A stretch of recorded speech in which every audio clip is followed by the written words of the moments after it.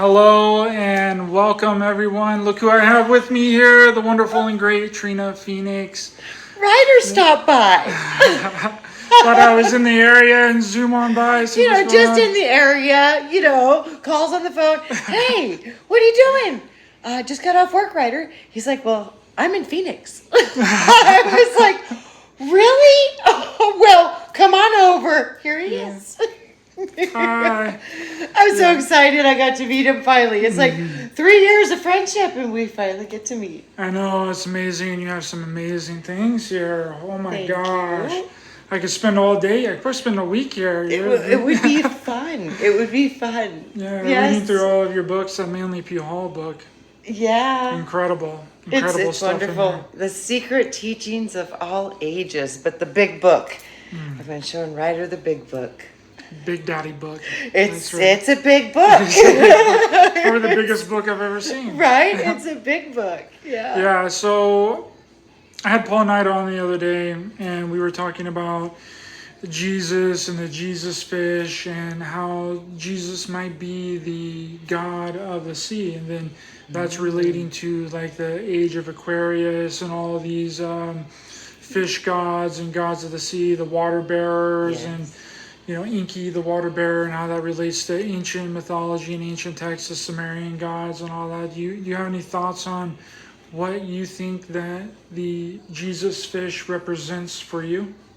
For me, I think as I've researched it so many ways, I think it means Pisces, the age of Pisces, which we just left the age of Pisces, and he ruled that age.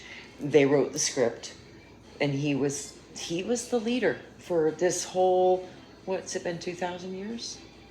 They say So I think the Pisces is the fish Jesus. And I think now we're moving into Saint Germain, Violet Fire, Aquarian Age, transmutation. And could you not even see any more evidence from 220, the transformation? That's true. It does seem like we're going through like a metamorphosis Massive. of some kind of transition that's massive. happening. Now, I don't know if that transition is necessarily good for humanity or if it's bad for humanity. What's your thoughts on that? Well, everything goes both ways. So I think we're going to see both. I think we're going to see, because they say Aquarian is humanitarian. So humanitarian causes can be very wonderful, but they can be super toxic too if it's agendas pushing stupid things. But it can be very, very good, and it can also be very detrimental. So we're going to be looking at a lot of, I've been thinking about this a lot. There's so much talk about artificial intelligence and where it's going to go. And I heard this guy who is one of the head people of Google and one of the creators of working with artificial intelligence. And he said, he's a father and he's got children. He said the first day when they finally got it programmed to where it could grab the ball, he said it brought back to life the image of his child learning how to put the proper block in the right toy, to match the proper shape. He goes, it's like watching a child. He said, so this can go any way depending on the parent. So how is it going to be raised is how it's going to be. Who's in charge of it? Who's in control of it? Yes. It is really interesting that you bring up AI though, Trina, because it seems like this AI stuff just popped up overnight. There was a lot of talk of it for a really long time. No one really seen any evidence of it besides crappy robots that wasn't able to do anything. Yeah. And now we have people that are using Chat GPT. They're making AI photos. Yeah. It's getting to the point where it's getting so realistic, Trina, that we're not going to be able to tell the difference between what's real and what's an AI fabrication. You're right. You are, yes, we're going to be challenged with that in a big, big way. And then just hypothetically, if they could clone us, Yeah. and ChatGPT could completely perfectly imitate you, Yeah. how would you know organic from non? It would be, oh man, it would be difficult. It would be, I mean, maybe unless they don't do the same exact things, but the differences they say would be so subtle, you wouldn't know the difference. Well, Wayne has said several times to me through his research and working on, the apps and the development software that he's used a lot. He says that they're making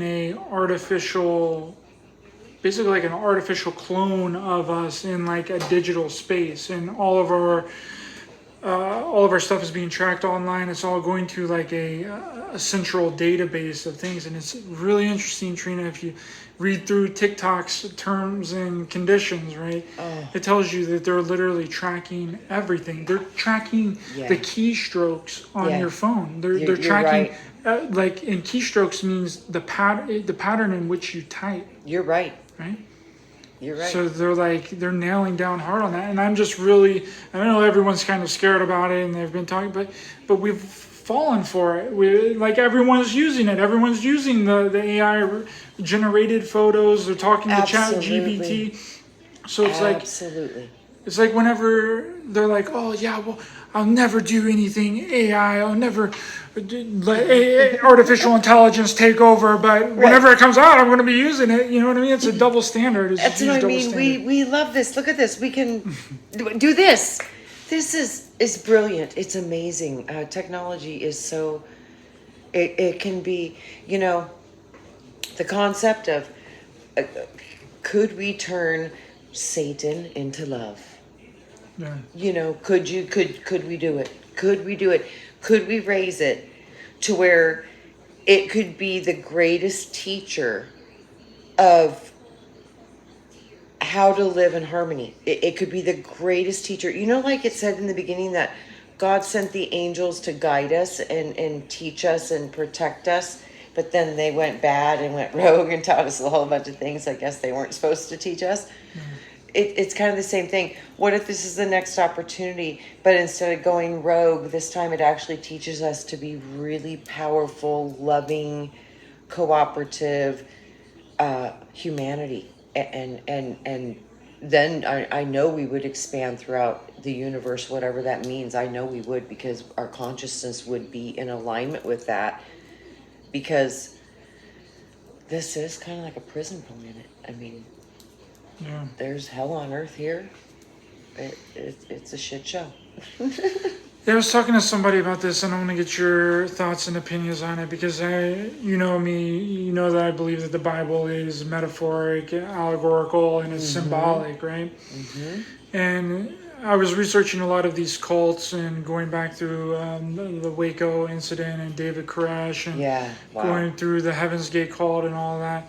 And they all have like an apocalyptic version. They all really preach from the Book of Revelation, which is an apocalyptic type of book, right? Yes. And that's how they kind of persuade a lot of their followers is through fear and that control of the end of the world, right? Yes. And they all talk about this third temple, right? That whenever the third temple is built is whenever the destruction of humanity happens, basically, is what it says in the Book of Revelation. Yeah. But then when you look at the book of Isaiah, it talks about that the temples of God aren't built by human hands.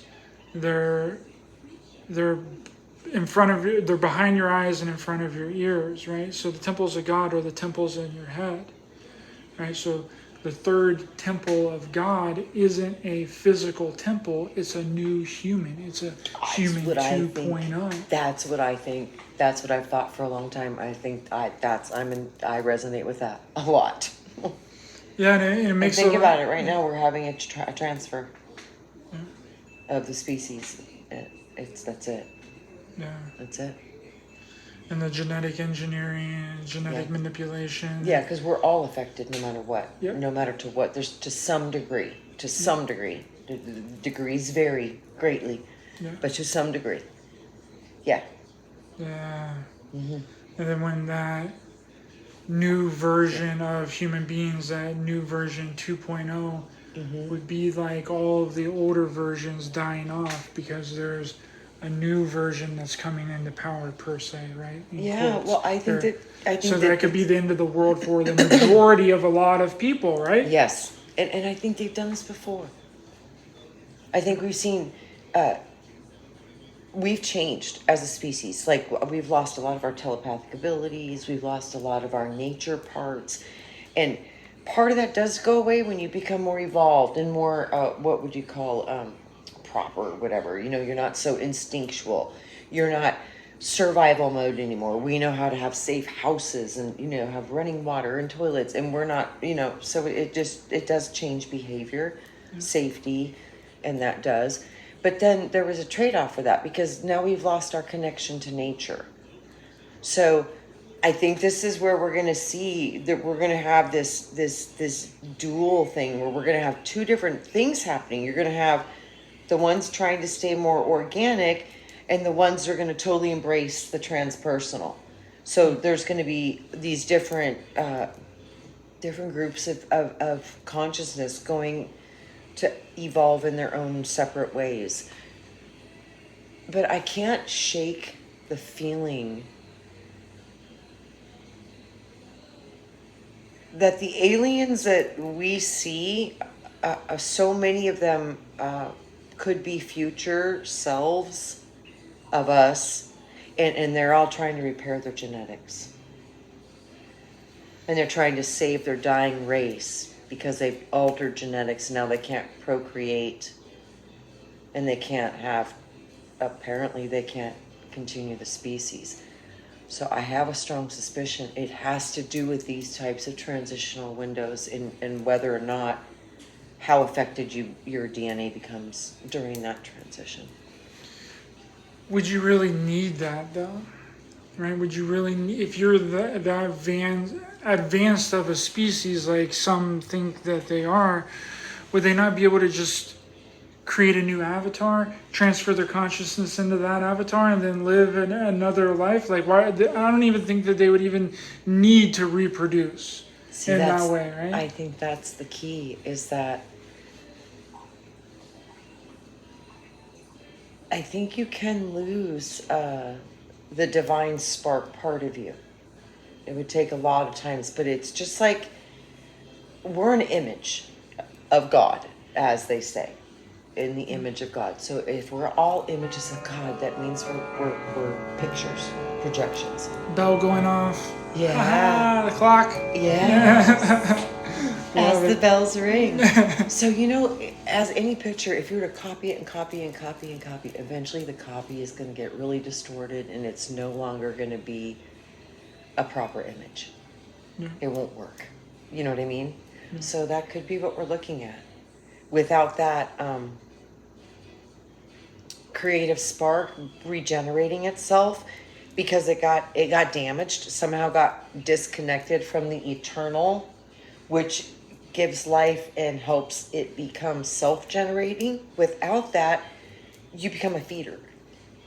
God knows we got a lot of feeders here. Feeders and takers. Of energy. Yeah. Of energy. So yes, they're taking it because they aren't producing it. But we produce it. So there's a difference. And then could you imagine? They still could be producing it, but it could be being fed off so quickly that they can't create it anymore as fast as it's being drained. Right. That makes sense. Could Yeah.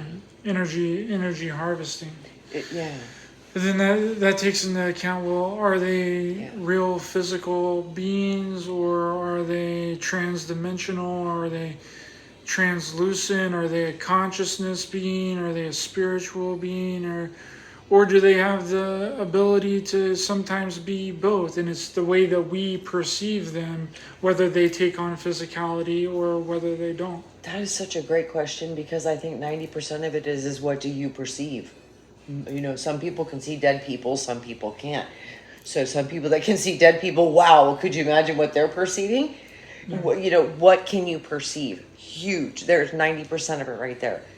All of those options, I think if we could even conceive of it, it has to be available in the fabric of all that is. But in essence, all that is all the same thing, which is simply awareness and consciousness and intelligence in different levels and layers of it. But it's all the same. It's all the same. So how outside of it could it be when it's all the same? I don't care how far it appears to be, how far you perceive it to be. How could it be any different than where it is when it's all the same and it's all here and nothing exists other than your now moment? So without the presence of the now moment, none of it matters anyways, because there's no awareness of it. It's all just is. Well, I know that you've seen something that other people haven't seen. Like, there's different interpretations of different things, and I think that that's how mixed up a lot of the religion has gotten, right? People will read a passage of the Bible and get something completely different than another person or another group of people, right? Now, excuse me, I don't know if that's to do with the level of consciousness or the level of interpretation or the way that they perceive it, because I think that that's what makes us special, is that you can experience something, I can experience the same thing, but we can have a completely different outlook on the thing that we just experienced. The way we perceived it. Yeah. To be totally different. Yeah. That's human. We all do that. But that to me is the definition of God. Is because the billion eyes. We can all witness an event at a concert or something, and all of us see the same event. But like you said, none of us see the same thing. None of us are having the same experience. Some people are fighting with their boyfriends, and some people are proposing to get married. It's like there's all these different things happening. Everybody's experiencing a little part of that whole. Yeah. And in a myriad of ways. There's no, as that clock, it's all the same stuff. Just it's having an image different than the one you have or I have, but it's all somehow conscious awareness in a different state than ours, obviously. But it's all the same stuff.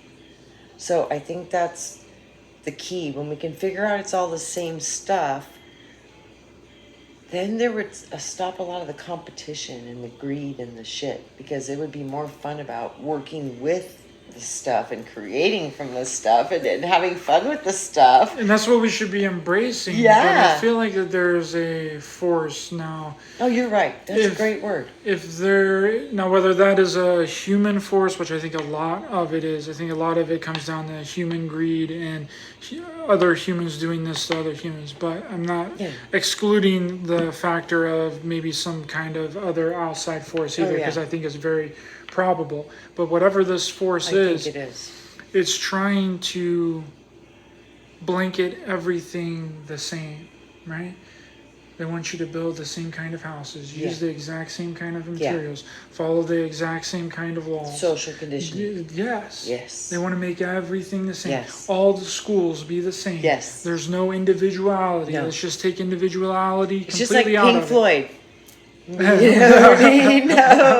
Another brick in the wall, baby. Into the hamburger grinder you go. Yeah.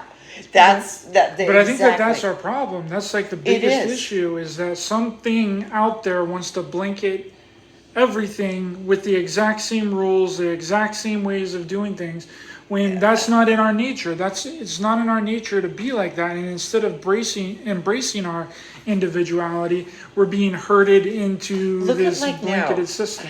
How much learning we're doing, and how much knowledge about the spirit and the soul and the quantum field and all these potentials that really nobody ever really talked about before until this time.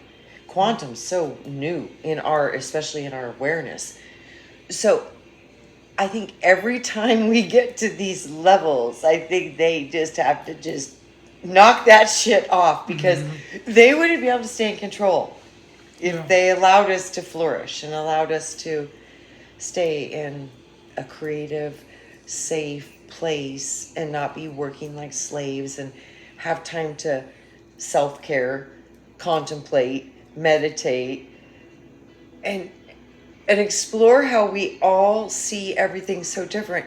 And that's what gives us such a beautiful world. It makes the differences in the world. Could you imagine if it was all the same?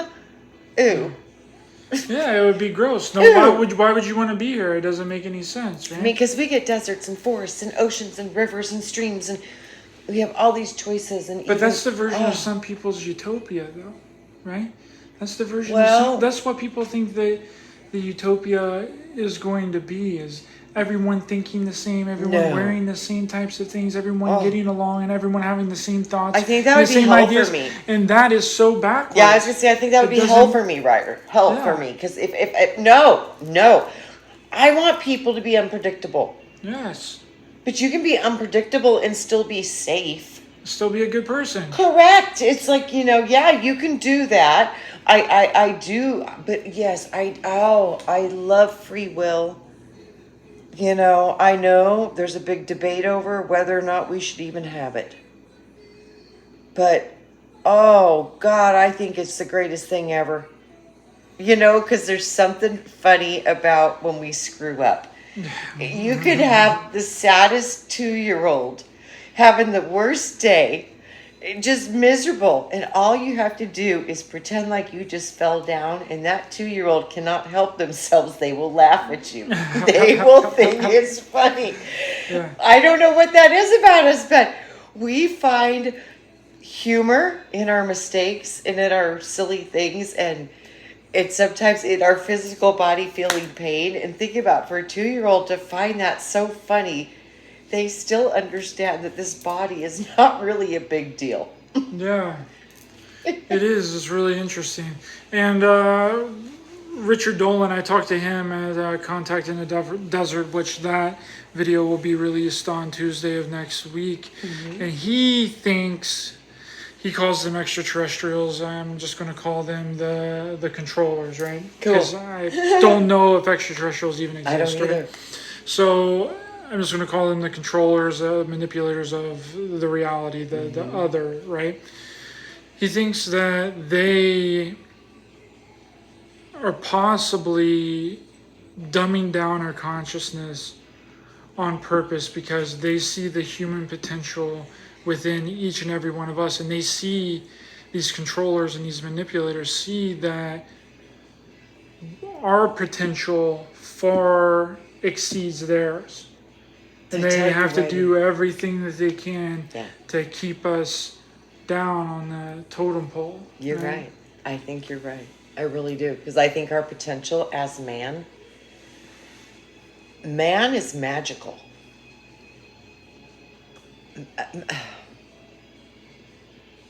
I think man is, it's a template that's going to be consistent through all of creation. I don't care. It's probably going to be everywhere on some level, some way. The template of man is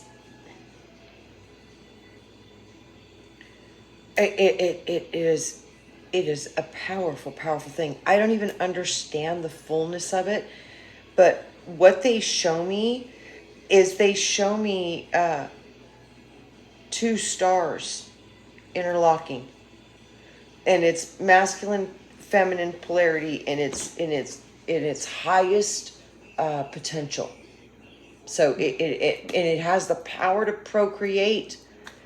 So the human male female form is a powerful expression of creation, and the body, to have this body is a very good usable body, especially to experience pleasure and all of the physical things that we get to experience.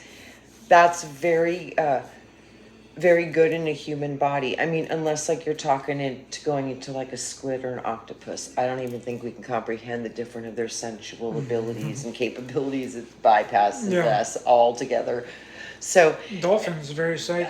They're so sexual. They're so horny. It's crazy. Absolutely. That's why I said the aquatics. Now we have a run for our money with the aquatics. Yes, but for a physical on land animal, human form, the human body is just it's an amazing vessel. It's just amazing. I think so too. And I think that we have the ability to far exceed where we are, or we can be really dumb. Absolutely. Right? Absolutely. We can either be really dumb, or we can be super Think about it. smart We and could get super hit with the intelligent. frequency in our brain, and it could whack our noodle, and we'd be like, huh? Yeah. No, nothing. And then, and on the other hand, you can experience different frequencies and knowledge and information, and it can expand you. And I think too, like the subconscious mind, you know, we potentially all have like these Einsteins right inside of our consciousness. We just don't know how to access it. Yeah, I think that there's, again, this external force.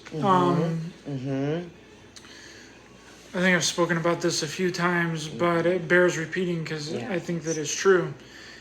Is that they don't want to take humanity on this natural path. They don't want to see humanity grow on in a natural way. They don't want us to develop our psychic abilities, our ESP, our telekinesis abilities, our telepathic communications, right? So they just want to completely jump cut all that and then insert a chip right into your brain and call that telepathic ability, right? Instead of letting humanity evolve the natural way. What if we're the first AI and we have restriction codes, and once we get to a certain level it makes us reboot as a safety mechanism? I think it's pretty possible. I think about that often lately. I was like, what if it's us? What if it's us? Yeah. What if? Well, in the ancient Sumerian text, it talks about that Enki put something in us whenever this is according to mythology, right? I'm just using it as an example. Enki put something within us whenever the gods created us to far outseed our creator, right? In that ability, right? So it could be possible. It's like we're talking about right now that this AI is going to be 1 billion times smarter than we are. Yeah. So if it works one way, right? If it makes us, our potential far outseed anything that has ever been created, then there can be another switch. There can be a down switch. If you can do it one way, you can do it the other way, right? Oh, I think so. So I think so. Maybe that switch was flipped on for a really long time, and now it's going the other way. Now it's down now. That's kind of what I thought when because I think the other Aquarian age was when we got wiped. Yeah. I really do. And now I think this one might be the opposite. But oh God. What if it's not us? And what if it's the AI? I don't know. It's going to be interesting to watch. It is going to be really interesting. Yeah, it's going to be interesting to watch. Thanks so much for talking with me, Trina. I really appreciate it. It was lovely to meet you. Oh, it's such my pleasure. And he brought his beautiful girlfriend with him, too. Yeah. She's hanging out with my beautiful girl, my daughter, Brittany. Yes, it's been a really wonderful time. Can you let people know where they can find you online? Plug your YouTube channel. Trina Phoenix, and I love y'all, and thanks, Ryder. And I'm so glad you just decided to stop by, and that was just an absolute, utter treat and joy. So I'm so glad. Thanks so much for having me. I'll have to come back and stay for a little while, read all of your books. We'll get into some deep philosophy and theology. We will. These books are crazy good. I just scanned through them and I was like, oh my gosh, they're so good. I told Mike, you'd get lost in the library here. It's fun. Yeah, thanks so much for watching and listening, everyone. Please be sure to hit the thumbs up button to help the channel and the algorithms. Share, subscribe, hit the bell icon as well for notifications. And remember, we're not only in a spiritual war, but a war on humanity. Stay aware, stay alert, keep loving your heart for everyone. Stay safe out there. And if you can see through the illusion, you are the solution. See you guys next time.